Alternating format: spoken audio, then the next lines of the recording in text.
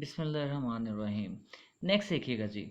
Next में आपने यहाँ पे जब नोट्स बनाने हैं तो आपने यहाँ पर एक छोटा सा ब्लॉक सा बनाना है, और ये जो ब्लॉक है ये इस तरह होगा कि आप यहाँ पर कुछ टेबल तरह एक टेबल सा बना लेंगे, और ये टेबल आपका इस तरीके से बनेगा। यहाँ पर आप कर देते हैं यूँ इसको डिवाइड, यहाँ पे भी डिवाइड ये हो जाएगा। ऊपर लिख लीजिएगा इसके 2-3 रूल्स, इसी में मैं कवर आपके करवा देता हूँ। यहाँ लिखें 2 के लिए, और यहाँ पे लिख लें 2 से ज़्यादा के लिए। ऊपर जो है वो आप लिख लें हर एक। अब नीचे आपने वर्ड्स लिखने हैं, यहाँ पर ईच, यहाँ पे आपने लिखना है एवरी, यहाँ पे आपने लिखना है आइदर, इसके सामने आपने लिखना है एनी, यहाँ पर आपने लिखना है नीदर, और यहाँ पे आपने लिखना है नन। ये आपके पास 6 अल्फाज आ गए हैं, ठीक है। और 6 के 6 अल्फाज का जो मतलब है वो बेसिकली क्या है, हर एक। ईच का मतलब है 2 में से कोई एक, हर एक।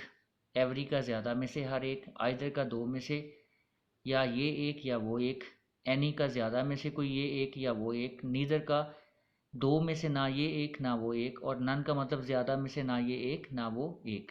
अब यहाँ पर देखें ये तमाम अल्फाज क्या करते हैं।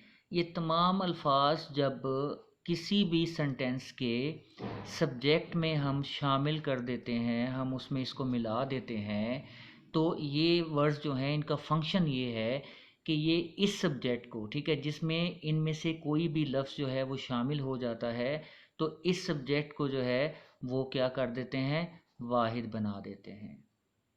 जब सब्जेक्ट ही वाहिद हो गया तो फिर आप सबको पता है कि अभी अभी हमने पढ़ा है कि फिर जो वर्ब आएगी वो डेफिनेटली क्या आएगी, वो भी वाहिद ही आएगी। यानी इन तमाम अल्फाज के बाद जो है वो हमेशा वर्ब कौन सी आएगी, वाहिद आएगी। ये बात याद रखिएगा, ठीक है। कौन कौन से अल्फाज हैं, ईच है, एवरी है, आइदर है, एनी है, नीदर है और नन है।